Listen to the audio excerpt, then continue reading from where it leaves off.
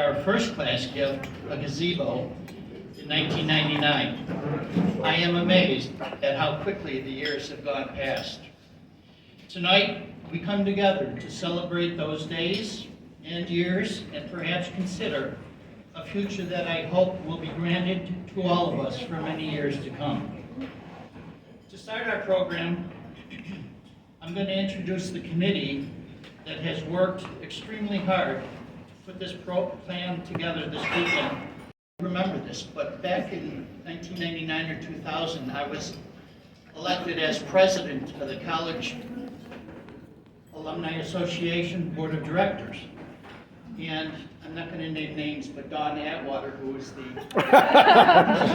the alumni relations person at the time, said, "Mike, would you introduce our entertainment for the night?"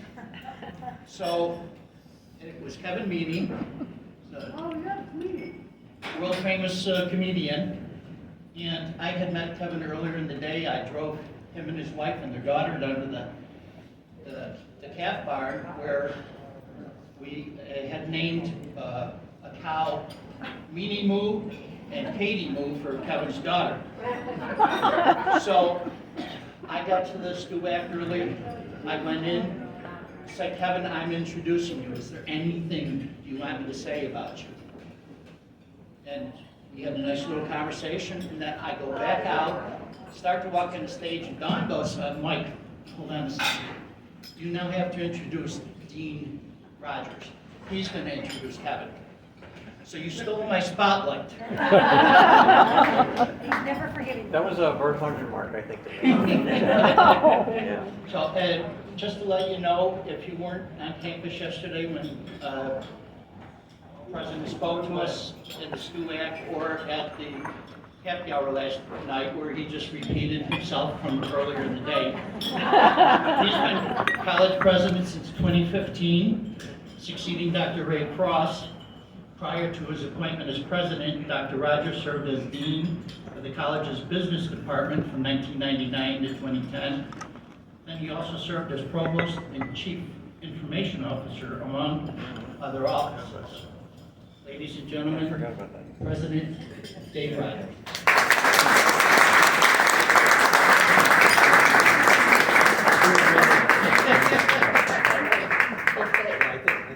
Some of you may remember Bert Hunter Mark, who was here back in the day and left a significant mark, most of it good, on the campus. And so yeah, it was Kevin came back in part as part of an entertainment evening. So I have a very simple and happy duty, and that is simply welcome you here. And I've been told to keep my remarks brief, which is difficult for me in a variety of capacities. But let me just share that I'm anxious to be brief because I know you have others perhaps more important and meaningful on the docket to hear from. We also, fair warning, we also often hand around the microphone and you share some stories, those of you that are brave enough and are willing to go to jail for the things. So I don't want to steal from you, and I also rarely get to have dessert and these kinds of things. So, and I was told by the aforementioned Teresa that we have fireworks beginning at 8, so not to be missed. So for a variety of good reasons. The other is that I've had the good fortune to interact with many of you over the last couple of days, and I have to say, you really are the best class ever.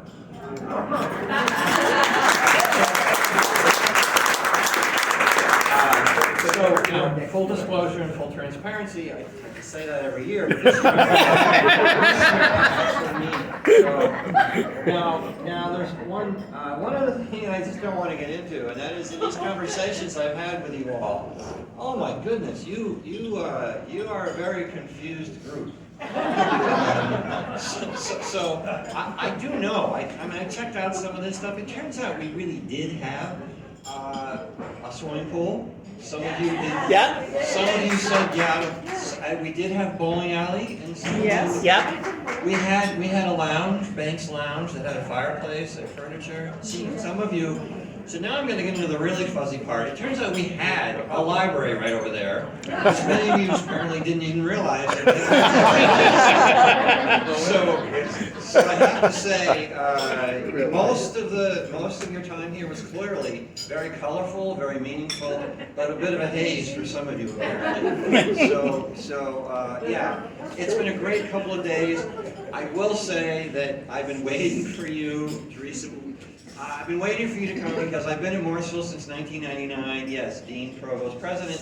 I was born, Jan and I were born in 1954. We graduated high school in 72, so thank God you made it here.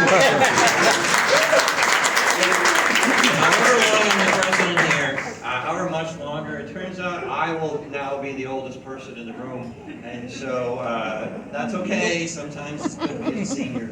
But thank you for coming back to Morrisville. I've heard some of the stories about back in the day, and it has been a truly memorable experience. I will say that I have the best job in the world because what we do today, the campus may have changed, some of our programs may have changed, but what we do has not. We find young people, and some of them are older, but we find young people, and we help them chart their path for success.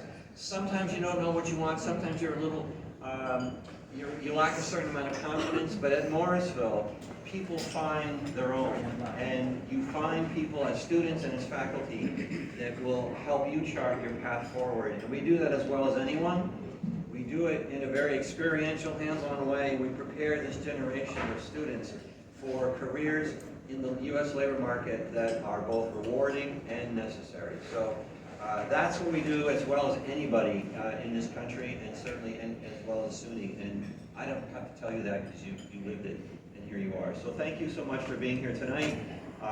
Let's tell a few more stories, but if you're going to start being really truthful, I'm going to leave.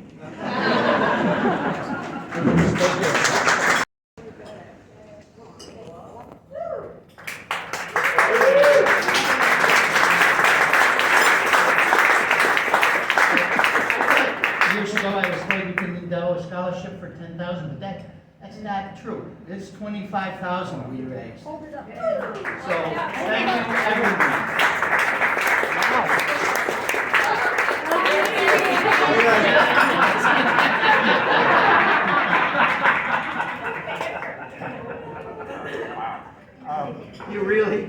You really are the best class. And introduce our next speaker. Deb is a last-minute fill-in. Yes, last-minute fill-in for Ed Dunn, who was going to do the presentation of the poem and carol, but Ed couldn't make it tonight, last-minute health issues for a family member. Debbie. Thank you. You're welcome. Help her. Oh. Can you hear me? This is just a little ditty in my. Oh no, it's okay. This is a little ditty I wrote. It's called Here We Are. Here we are after 50 years, smiling, laughing, maybe even shedding some tears. What a special night this is for us. But then again, have we not heard all the fuss? Our time at Morrisville was all that and more. Our class is legendary. My, how we did roar. Tonight is for memories old and brand new. After 50 years, there should be more than a few.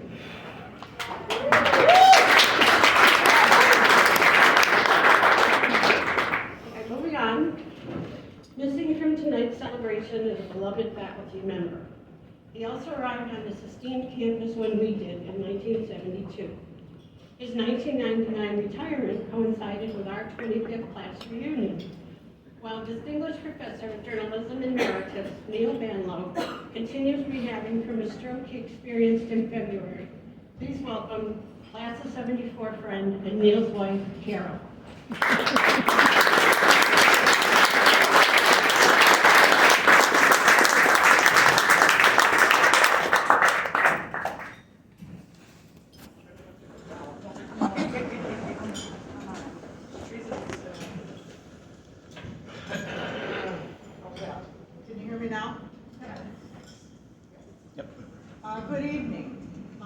to welcome all who graduated in 1974. My husband was a journalism professor here. Neil and I have had a special closeness to the journalism class of 1974. You and Neil both started at Morrisville Agricultural Technical College, MATC, at the same time. We left our home state of Michigan 2 weeks shy of our first wedding anniversary and arrived in Morrisville in August of 1972 with our worldly belongings in a 5x8 U-Haul. You navigated with Neil the newness of being away from home. Through the years, Neil has always said the J class of 74 was his favorite class because you were all a bunch of crazies. After the 2 years of 1972 and 1974, your class solidified our choice to stay at Morrisville College in Central New York. Weekends were fun. You could drink then at 18. You would congregate at the townhouse to find Carol, Neil, Barb and Jerry Leone, and Dan and Janet Reeder. I would hear so many times, Mrs. Banlow, can I get you another drink? Let me mention how much Grub Day meant to the class of 74 every day. Neil wanted me to mention one of the highlights of your class's social activities was when Robin Schaffino had a one-night stand with Harry Chapin after his Hamilton Hall performance. Neil's first class was in the little theater in Stewart. It was there he was introduced to Dave Shartock, who was always a thorn in Dan's side for 2 years. And then there was Professor Charlie Hammond's five lovelies: Jeanette Kern, Sue Washer, Cindy Heron, Cindy Johnson, and Debbie Taylor. Mary Beth LaBelle is still upset today that she was not one of the lovelies. Your class member, Randy Weiss, visited us in the summer of 2023. We spent much time walking around campus and laughing about old memories in Stewart. A big loss to this class has been the death of Jerry Leone in November of 2015 and Dan Reeder in September of 2023. Neil misses them so much. It has always been very special to stay in touch with you all from Neil's Christmas newsletters, cards, and emails. And I do have to say, for 20 plus years, Neil has sent out over 150 Christmas cards and newsletters with personal notes every Christmas. Your cards of good wishes today make us laugh and cry. Neil wishes he could be here tonight. The logistics of that make it difficult. He is still paralyzed on his left side. Neil and I have always cherished the family feeling the journalism program created. So thank you to the class of 74 for starting it all and making Neil's 27 years a great experience.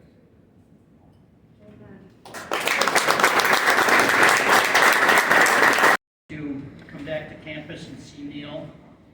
When I was served on the alumni board, I was always tell Neil and Carol I was coming to town, and I invariably received an invitation to stay at their house.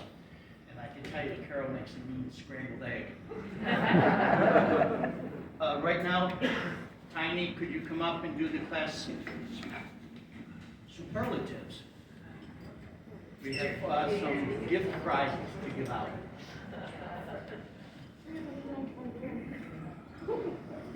Yeah, better raise it up to Tiny.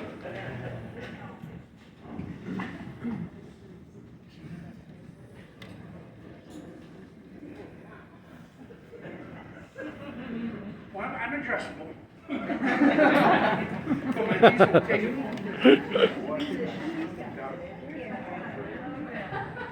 Whoa. Yeah.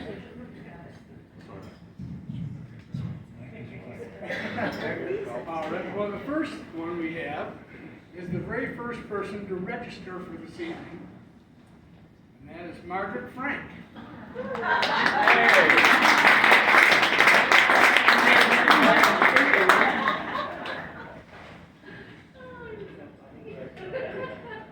Okay, now here's where it's going to get interesting.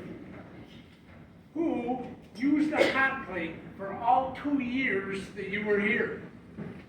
We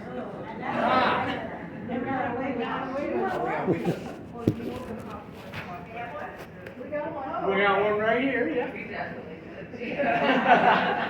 Never got caught. See, I didn't have to, because I ate a class.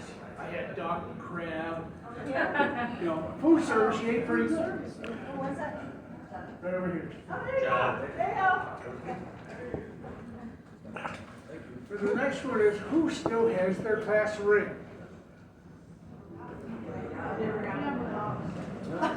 Soul Vine. No? No takers on the class ring?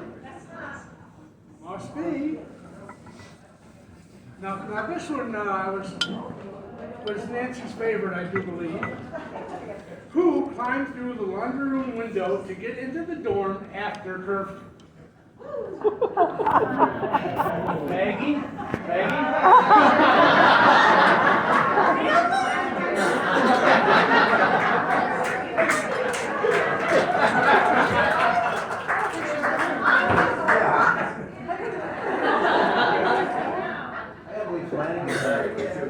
Okay, and for the last one, we had who came the furthest?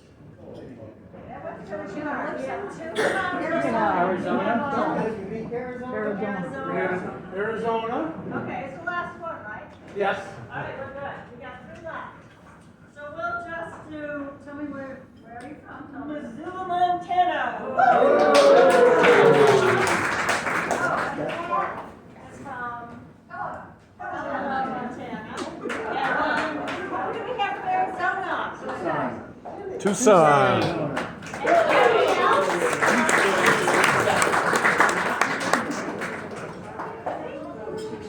Thank you, Tom.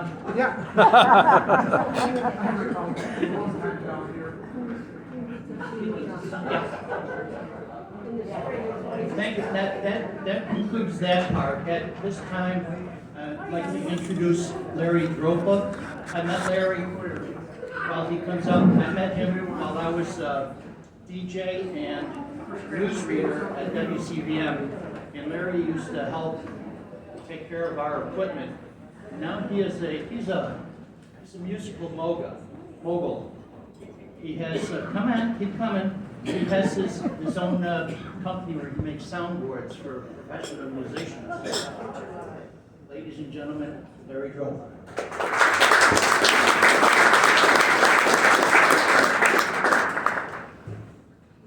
Thank you, Mike. I think they put me in the back of the room, so the first thing I could do is complain about the audio system here. I'm not able to fix it this evening. But I stand before you today as a positive example of where an associate degree from Morrisville can take you. But before I do that, I want to take a poll. It's the polling season. How many people in the room are fully retired? Raise your hand. Oh, Lee, I feel like I'm a minority. Okay, so how many people are not retired either because they don't want to or they can't? Well, a few less people, but I'm in that group. I am not fully retired because I love what I do. And people ask me every now and then, when are you going to retire? And I say, I'll retire when I get sick of this business. And I'm not sick of it yet. When I left Morrisville, well, when I started at Morrisville, I truly didn't have an idea of what I wanted to do, like I think a lot of people. But when I left here, I had opportunities presented to me because of my education that I never thought possible. I have a degree in electronics technology, which is not taught here anymore. But I loved music, I knew how to fix things, and I worked my way into working with a couple of bands, worked my way up a little bit. And when you work in the music business, your goal is to get on the road. It was my goal anyway, because I love to travel.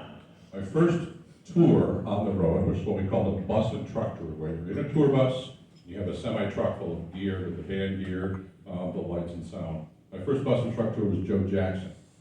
So when Joe Jackson had that Night and Day album out, you may recall, that was sort of our period of time. Traveled up and down the East Coast, and that's what I wanted to do. I found my place.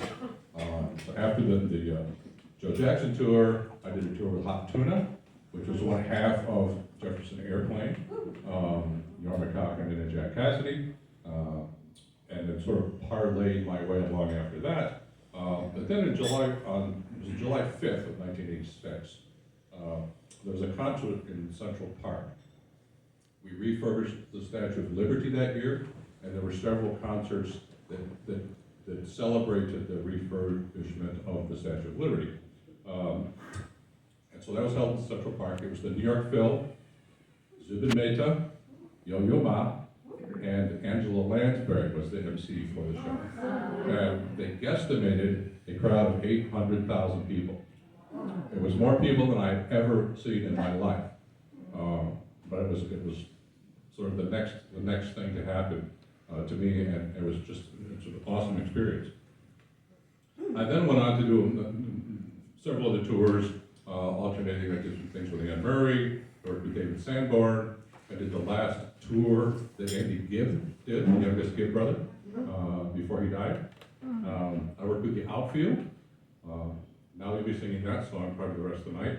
But that's the only tour I traveled on where I traveled with the band in the tour bus. There was like a three-piece band from England, and the band and crew traveled in the bus, which was sort of a unique thing. Usually the crew and the band doesn't travel together. Then I did a tour with The Cure, another English band.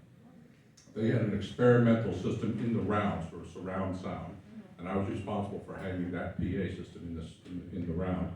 When that tour was over, they said, you need to take that system and work your way up to Toronto and show up at a airplane hangar in Toronto, which were rehearsals for Pink Floyd. So I did 2 weeks in rehearsal with Pink Floyd. It was the Momentary Lapse of Reason tour. We finished that rehearsal, and I went on to do one show in Dallas at Dallas Stadium before I went on to do other things. But the pinnacle of my live sound touring career was in the end of '86, early '87. And I have to thank my wonderful wife, Jane, for giving me the best job of my career. She had been on the road with Stevie Wonder in 1986 for 4.5 months in the US and Canada. And when Stevie took a little break, did I say Stevie Wonder already? It was Stevie Wonder. And Stevie took a break, and when he wanted to work again, Jane was pregnant with our oldest. So she very kindly suggested I take the job. So I was responsible for the in-ear monitors for Stevie Wonder. Can he hear? Sorry? Can he hear? He can hear. He can hear almost almost as well as he can see, I can say that. We have fun, and you should know Stevie is a comic. He has such fun with the fact that he is sight impaired, and it really has freaked out a few people over time. And I don't know how much time I have. If I need the hook, just let me know. We played a show in. So I started with Stevie Wonder, doing his in-ears, and the advantage there is you put the little pieces in his ear so he can hear what I feed him, but nobody else can hear it. Right. So after the first song, I would always get on my microphone and go, "Is everything okay?" He would just go, "Yeah," while the crowd is shouting. He could answer my yes or no question. But back to the eyesight thing. We played in Phoenix, and during the show, somebody informed him that Miss Black Arizona was in the audience. So he, of course, says, "Miss Black Arizona's here. I want her to come up on stage." So as people, when we had guests, as people would come up, you would get on the microphone and go, "Stevie, okay, she's coming up, she's on your right, okay, reach out your hand, she's right there." So it would look very natural to people who were coming to see him, that he put his arm around his servant. And so as she was coming up, someone says, "Stevie, she is beautiful." So she comes up, he puts his arm around her, he picks up his glasses, and goes, "You are beautiful." Right? But the fact is, if if you've never seen Stevie without glasses before, it's not a very pretty sight. And unfortunately, his eyes are sort of milky white, and it's a little frightening if you're that close to him and all of a sudden you're looking at his eyes. And that poor girl came so close to fainting that he had to hold her up. It's the kind of thing where he has fun with it, that unfortunately sometimes to the expense of people who get sort of freaked out at it. I did a U.S. tour, started with Stevie, and then he was scheduled to go overseas. And when you go overseas, you generally use a different crew, different sound company, etc. So I figured this is it. I've done 2 weeks, I'm done. I got a call from his office, and his office said, Stevie wants to hire you directly. So I got a paycheck from Stevie Wonder for the next 12 years. Wow. We traveled the world. We played for presidents and kings and some of the poorest people I've ever met. But it was an awesome experience for me, and a kid who grew up in Skaneateles and went to Morrisville, I pinched myself regularly, go, man, oh man, how did I ever get to sit 20 feet away from that man every night? And like you, I'm sure a lot of you, when we were growing up, I heard people say Stevie Wonder's a musical genius, right? I would go, genius, man, that's a big word. I don't know if he's a genius. But in the 12 years I sat on that stage and watched that man play, there were very, very few nights during the evening that I didn't say to myself, that man's a musical genius. It was a great thing for me, a great opportunity, and thankfully we're still friends. Well, these days, I know we have 3 kids, so we decided it wasn't the smartest thing to be on the road 8 or 10 months every year. So we started a company to manufacture audio equipment. These days we make audio equipment for recording studios. I don't go on the road, I don't travel a lot, but I still brush shoulders with what I call musical royalty, people who have talent and have songwriting capability. So I build things from little microphone preamps to very large consoles. The largest console we've ever built is 14.5 feet long. It has 96 channels, and it's owned by Martina McBride and her husband John. It's in Nashville, Tennessee, at a studio called Blackbird Studios. And I just put together a list of other people who use our stuff to either record or make an album. Vince Gill, Don Henley, Post Malone, Olivia Rodrigo, Nice. the Foo Fighters, U2, the Killers, Robert Plant and Alison Krauss, John Mayer, and this new guy who's just come up named Noah Kahn. Your kids have probably all heard about him. And when I occasionally speak at schools and things to tell kids about careers and what you can do with yourself in audio, electronics, or whatever. And the number one question I get from high school students, it seems, is, does Beyonce use your stuff? And the answer is no. The second most common question is, does Taylor Swift use your stuff? And the answer is yes. So I feel very fortunate in that regard. All in all, I've had an exciting career, traveled the world, and I've worked with so many talented artists and engineers.